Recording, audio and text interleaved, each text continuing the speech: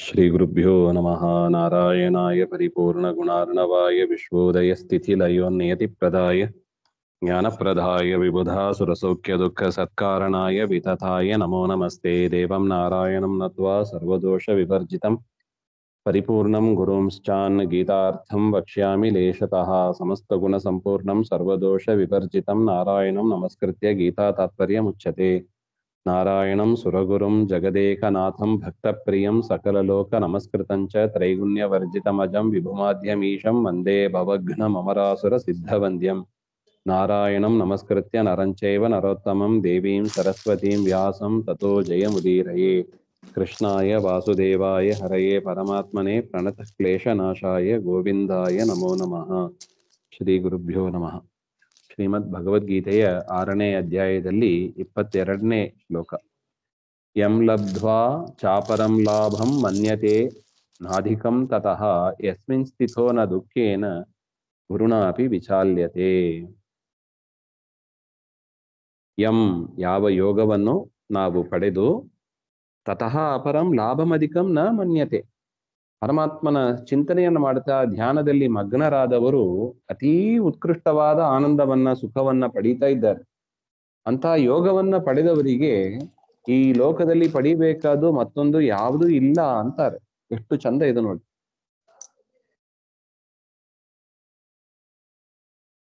ನಾವೆಲ್ಲ ಒದ್ದೋಡೋದು ಯಾತಕ್ಕೆ? ಮಕ್ಕಳನ್ನ ಕಾನ್ವೆಂಟಿಗೆ ಕಳಿಸೋದು, ಕೆಲಸಕ್ಕೆ ಹೋಗೋದು ಎಲ್ಲ ಸುಖಕ್ಕಾಗಿ. ಸುಖ ಬೇಕು, ಸುಖ ಬೇಕು. ಆದ್ರೆ ಕೊನೆಯಲ್ಲಿ ಕೇಳಿ, ಸುಖ ಪಟ್ಟಿದ್ಯಾ ಅಂತ. ಸುಖ ಇಲ್ಲ ಅಂತ.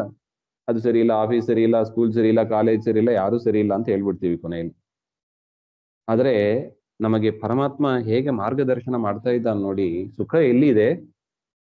ನೀ ಎಲ್ಲೋ ಹೊರಗಿನ ಪದಾರ್ಥದಲ್ಲಿ ಹುಡುಕ್ತಾ ಇದ್ಯಾ, ಅದಕ್ಕೆ ನಿಂಗೆ ಸುಖ ಸಿಗೋದಿಲ್ಲ. ಸುಖ ಎಲ್ಲಿದೆ? ಸುಖರೂಪಿಯಾಗಿ ಪರಮಾತ್ಮ ನಮ್ಮ ಒಳಗೆ ಬಿಂಬನಾಗಿ ಕೂತಿದ್ದಾನೆ. ಅವನ ಸ್ಮರಣೆ ಮಾಡದೆ ನೀ ಎಲ್ಲೋ ಹೊರಗೆ ಸುಖವನ್ನು ಹುಡುಕಿ ಸಿಕ್ಕಿಲ್ಲ ಅಂತ ಹೇಳಿದ್ರೆ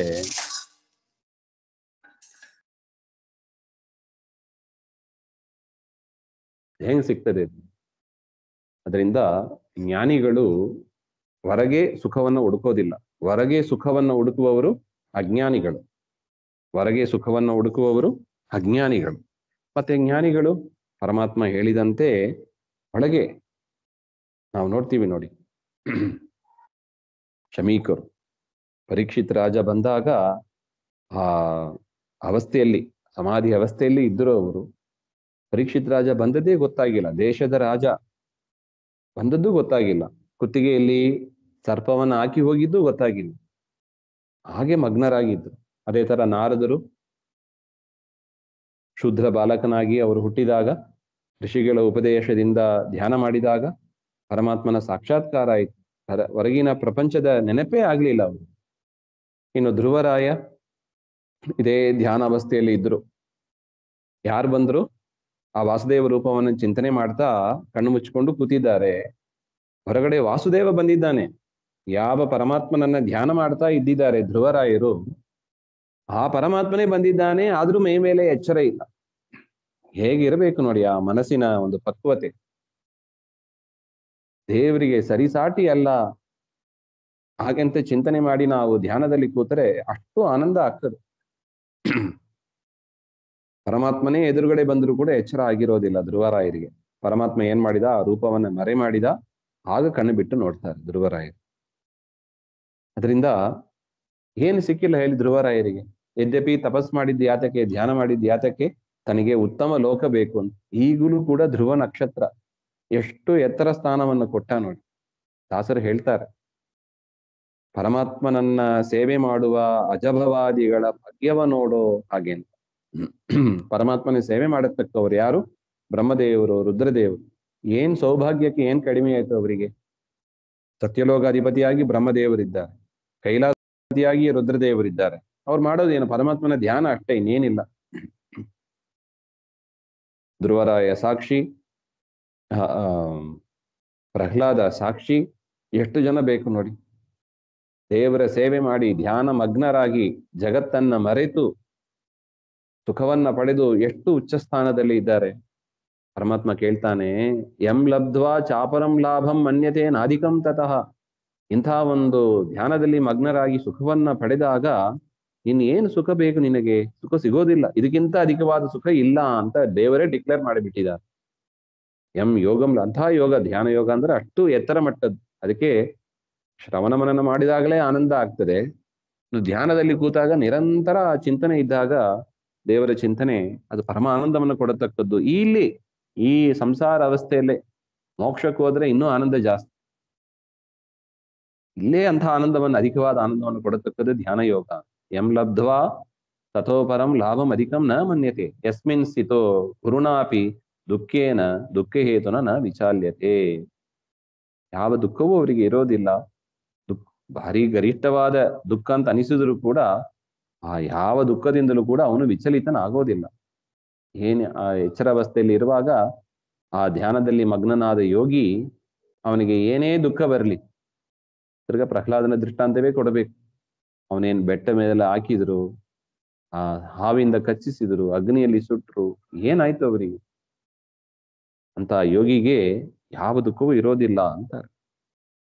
ಅಂದ್ರೆ ಶುದ್ಧವಾದ ಶ್ರವಣ ಮನನ ಜ್ಞಾನ ಭಕ್ತಿ ವಿರಕ್ತಿ ಇರಬೇಕು ಅಂತ ಒಟ್ಟು.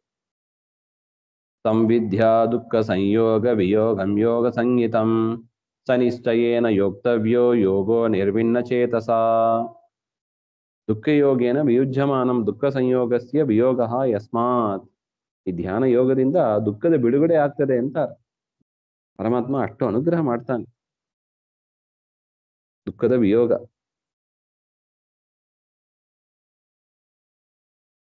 ಇದರ ಅರ್ಥ ಏನೋ ದುಃಖ ಬರುತ್ತದೆ, ದೇವರು ಅದನ್ನ ಹಗ್ಗ ತುಂಡು ಮಾಡಿದಂಗ ತುಂಡು ಮಾಡ್ತಾನೆ, ಹಾಗಂತ ತಿಳಿಬಾರದು ಅಂತಾರೆ ರಾಯರು. ಸಂಯೋಗ ಪದೇನ ನ ಕೇವಲಂ ಉತ್ಪನ್ನಂ ದುಃಖಂ ನಾಶಯತಿ. ಏನೋ ದುಃಖ ಉತ್ಪನ್ನವಾಗ್ತದೆ, ನಾಶ ಮಾಡ್ತಾನೆ ಹಾಗೆಂತ ತಿಳಿಬೇಡಿ. ಕಿಂತು ಉತ್ಪತ್ತಿಮೇವ ನಿವಾರಯತಿ. ದುಃಖ ಉತ್ಪತ್ತಿಯೇ ಆಗೋದಿಲ್ಲ, ಅಂದ್ರೆ ರೂಟ್ ಔಟ್ ಅಂತ ಹೇಳ್ತಾರೆ ನಾವು. ಬುಡ ಸಮೇತ ದುಃಖವನ್ನ ಕಿತ್ತಾಕ್ಬಿಡ್ತಾನಂತ ದೇವರು. ಅಷ್ಟು ಮಹಿಮೆ ಇದೆ ಈ ಧ್ಯಾನ ಯೋಗಕ್ಕೆ. ಸಹ ಯೋಗ, ಅದನ್ನ ಸಮಾಧಿ ಅಂತ ಹೇಳ್ತಾರೆ. ಸಮಾಧಿ ಯೋಗ ನಿರ್ವಿಣ್ಣ ಚೇತಸ. ಅದ್ ಹೆಂಗ್ ಸಿಗ್ತದೆ? ವಿಷಯದಲ್ಲಿ ವಿರಕ್ತಿ ಇರಬೇಕು. ಊಟ ತಿಂಡಿ ಮನೆ ಮಠ ಬಾಗಿಲು ಎಲ್ಲವನ್ನು ಕೃಷ್ಣಾರ್ಪಣೆ ಹೇಳಿ ನಾವು ವಿಷಯವನ್ನ ಬಿಟ್ಟು ಸಂಪೂರ್ಣ ದೇವರಲ್ಲಿ ಮನಸ್ಸನ್ನ ಹಾಕಿದರೆ ನಿಶ್ಚಯೇನ ಯೋಕ್ತವ್ಯ. ಇದು ಅವಶ್ಯ ಮಾಡಬೇಕಾದ ಒಂದು ಕೆಲಸ. ಈ ಧ್ಯಾನ ಯೋಗ ಎಲ್ಲರೂ ಕೂಡ, ಇದು ದೇವರು ಕೊಡುವ ಆರ್ಡರ್ ನಮಗೆ. ಅವಶ್ಯವಾಗಿ ಈ ಧ್ಯಾನ ಯೋಗವನ್ನ ಎಲ್ಲರೂ ಮಾಡಬೇಕು. ಇದನ್ನು ಆಪ್ಷನಲ್ ಅಲ್ಲ, ಮಾಡಿದ್ರೆ ಆಯ್ತು ಬಿಟ್ರೆ ಆಯ್ತು ಹಂಗ ತಿಳಿಬೇಡಿ. ಮುಮುಕ್ಷು, ಮೋಕ್ಷವನ್ನ ಬಯಸುವ ಪ್ರತಿಯೊಬ್ಬರು ಕೂಡ ಇದನ್ನ ಮಾಡಲೇಬೇಕು ಅಂತ ಪರಮಾತ್ಮನ ಆಜ್ಞೆ ಇದೆ. ಸಂಕಲ್ಪ ಪ್ರಭವಾನ್ ಕಾಮಾನ್ ತ್ಯಕ್ತ್ವಾ ಸರ್ವಾನಶೇಷತಃ ಮನಸೈವ ಇಂದ್ರಿಯ ಗ್ರಾಮಂ ವಿನಿಯಮ್ಯ ಸಮಂತತಃ. ಕಿಂಚ ಸಂಕಲ್ಪೇನ ಏತದರ್ಥಂ ಇದಂ ಕುರ್ಯಾತ್ ಇತಿ ಸಂಕಲ್ಪ ಪೂರ್ವಕ ಅನುಷ್ಠಾನೇನ ಪ್ರಭವಃ ಜನ್ಮ ಯೇಷಾಂ ತಾನ್ ಕಾಮಾನ್ ವಿಷಯ ಭೋಗಾನ್ ಸರ್ವಾನ್ ಶೇಷತಃ ತ್ಯಕ್ತ್ವಾ. ಕೇವಲ ಸಂಕಲ್ಪ ಮಾಡಿದ್ರು ಕೂಡ ಸಾಕು, ಈ ತರ ಧ್ಯಾನ ಮಾರ್ಗದಲ್ಲಿ ನಾನು ಇರ್ತೇನೆ ಹಾಗೆ ಅಂತ. ಆಗ ಅವರಿಗೆ ವಿಷಯ ಭೋಗದಿಂದ ಅವರು ನಿವೃತ್ತರಾಗಿ ಎಲ್ಲವನ್ನು ಕೂಡ ಬಿಟ್ಟು, ಪುರಂದರದಾಸರು ಇದ್ರು ನೋಡಿ. ಎಂಥ ಒಂದು ವೈರಾಗ್ಯ. ಒಂದು ಕ್ಷಣದಲ್ಲಿ ಮನೆಯನ್ನ ತುಳಸಿದೆಲೆ ಇಟ್ಟು ಹೊರಟೇ ಬಿಟ್ರು. ವ್ಯಾಸರಾಜರ ಹತ್ರ ಹೋಗಿ ದಾಸ ದೀಕ್ಷೆಯನ್ನ ಪಡೆದು.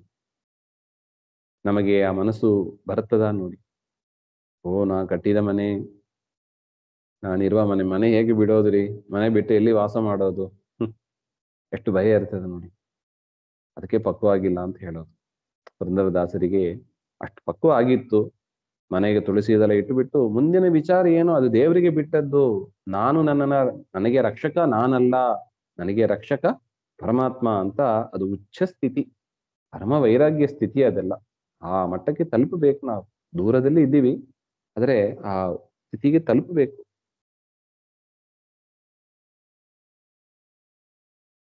ಅದೇ ರೀತಿಯಾಗಿ ಇಂದ್ರಿಯ ಗ್ರಾಮಗಳನ್ನು ಕೂಡ ಬರೀ ಬಾಹ್ಯದಲ್ಲಿ ಮಾತ್ರ ಇಲ್ಲ, ಒಳಗೆ ಇರತಕ್ಕ ಮನಸ್ಸು, ಮನಸ್ಸಿನ ಆಸೆಗಳು ಎಲ್ಲವನ್ನು ಕೂಡ ಕಟ್ ಮಾಡಬೇಕು. ವಿಷಯದಲ್ಲಿ ಏನೇನು ಆಸೆ ಪಡುತ್ತದೆ, ಅದು ಬೇಕು, ಅದನ್ನ ನೋಡ್ಬೇಕು, ಇದು ಮೂಸು ನೋಡಬೇಕು, ಇದು ತಿನ್ನಬೇಕು, ಇದು ಕುಡಿಬೇಕು, ಇದನ್ನು ಮುಟ್ಟಬೇಕು, ಎಲ್ಲವನ್ನು ಕೂಡ ಕಟ್ ಮಾಡಬೇಕು. ಸಮಂತತಃ ಮನಸೈವ ವಿನಿಯಮ್ಯ. ಮನಸ್ಸಿನಿಂದ ಅದನ್ನೆಲ್ಲ ನಿಗ್ರಹ. ಮನಸ್ಸೇ ನಮಗೆ ಅಂಕುಶ. ಮನಸ್ಸಿನಿಂದ ಇಂದ್ರಿಯಗಳು ಅದರ ಕಡೆಗೆ ಹೋಗದಂತೆ ಮನಸ್ಸು ನಿಯಮನ ಮಾಡ್ತದೆ. ಮನಸ್ಸಿಗೆ ನಾವು ಹೇಳ್ಬೇಕಷ್ಟೇ. ರುದ್ರದೇವರ ಅನುಗ್ರಹ ಪಡೆದು, ಅದಕ್ಕೆ ರುದ್ರದೇವರ ಪೂಜೆ ಮಾಡಬೇಕು. ಗರುಡಶೇಷ ರುದ್ರಾದಿಗಳು, ಇಂದ್ರದೇವರ ಪೂಜೆ ಎಲ್ಲ ಮಾಡಿದರೆ ಅವರ ಅನುಗ್ರಹದಿಂದ ಮನಸ್ಸನ್ನು ನಾವು ನಿಗ್ರಹ ಮಾಡಬಹುದು. ನೋಡ್ಬೇಡ ಅಂದ್ರೆ ಕಣ್ಣು ನೋಡ್ಬಾರದು, ಕೇಳಬೇಡ ಅಂದ್ರೆ ಕೇಳಬಾರ್ದು, ಹಾಡಬೇಡ ಅಂದ್ರೆ ಹಾಡಬಾರ್ದು, ತಿನ್ನಬೇಡ ಅಂದ್ರೆ ದೇವರಿಗೆ ನಿವೇದಿತವಾಗದೇ ಇರೋದು ತಿನ್ನಬಾರದು. ಆ ರೀತಿಯಾದ ಒಂದು ಮನಸ್ಸಿನ ಪಕ್ವತೆಯನ್ನ ನಾವು ಬೆಳೆಸಿ ಇಂದ್ರಿಯ ನಿಗ್ರಹವನ್ನ ಮಾಡಬೇಕು. ಇಂದ್ರಿಯ ನಿಯಮನಂ ನ ಮನಸೋ ಅನ್ಯೇನ ಜ್ಞಾಪನಾಯ ಏವಕಾರಃ. ಇಂದ್ರಿಯ ನಿಗ್ರಹ ಆಗಬೇಕು ಅಂದ್ರೆ ಮೊದಲು ಮನಸ್ಸಿನ ನಿಗ್ರಹ ಮಾಡಬೇಕು, ಇಲ್ಲದಿದ್ರೆ ಬೇರೆ ಮಾರ್ಗ ಅಲ್ಲ ಅಂತ ಅಲ್ಲಿ ಏವಕಾರ ಇದೆ. ಮನಸೈವ ಇಂದ್ರಿಯ ಗ್ರಾಮಂ ಅಂತ ಕೃಷ್ಣ ಹೇಳಿದ ಏವಕಾರದ ಒಂದು ಸ್ವಾರಸ್ಯವನ್ನ ರಾಯರು ನಮಗೆ ತಿಳಿಸಿಕೊಡ್ತಾ ಇದ್ದಾರೆ. ಏನು? ಮನಸ್ಸಿನಿಂದಲೇ ಇಂದ್ರಿಯವನ್ನ ನಿಗ್ರಹ ಮಾಡಬೇಕು. ಕಣ್ಣಿಗೆ ಬಟ್ಟೆ ಕಟ್ಕೋತೀನಿ, ಕಿವಿಗೆ ಹತ್ತಿ ಇಟ್ಕೋತೀನಿ, ಬಾಯಿಗೆ ಕ್ಲಿಪ್ ಹಾಕೋತೀನಿ, ಯಾವುದು ಸರಿ ಬರಲ್ಲ. ಎಲ್ಲಿಂದ ನಿಯಮನ ಮಾಡಬೇಕು? ಒಳಗಡೆಯಿಂದ, ಮನಸ್ಸಿನಿಂದ ನಿಯಮನ ಮಾಡಬೇಕು. ಆ ಮನಸ್ಸಿನ ನಿಯಾಮಕರು ಯಾರು? ಅಭಿಮಾನಿಗಳು ಗರುಡ, ಶೇಷ, ರುದ್ರ, ಇಂದ್ರ, ಚಂದ್ರ. ಅದಕ್ಕೆ ಇವರೆಲ್ಲ ಪೂಜೆ ಮಾಡಬೇಕು. ಪೂಜೆ ಮಾಡಿ ಅವರ ಅನುಗ್ರಹ ಪಡೆದು ಅವರಲ್ಲಿ ಪ್ರಾರ್ಥನೆ ಮಾಡಿ ಮನಸ್ಸಿನ ನಿಗ್ರಹ, ಇಂದ್ರಿಯ ನಿಗ್ರಹ ಆಗುವಂತೆ ಅನುಗ್ರಹ ಮಾಡ್ರಿ ಅಂತ ಪ್ರಾರ್ಥನೆ ಮಾಡಿ ನಾವು ಅದನ್ನ ಮಾಡಬೇಕು. ನಮ್ಮ ಇಚ್ಛೆಯ ತಕ್ಕಂತೆ ಅದು ನಡೆಯೋದಿಲ್ಲ ಅಂತ ಒಟ್ಟು. ಇನ್ನು ಕೆಲವು ಧ್ಯಾನದ ವಿಷಯವನ್ನ ಪರಮಾತ್ಮ ಹೇಳ್ತಾನೆ ಮುಂದೆ, ಮತ್ತೆ ನೋಡೋಣ. ಶ್ರೀಮಧ್ವಾಂತರ್ಗತ. ಶ್ರೀಕೃಷ್ಣ ಅರ್ಪಣಮಸ್ತು. ಶ್ರೀ ಹರಯೇ ನಮಃ.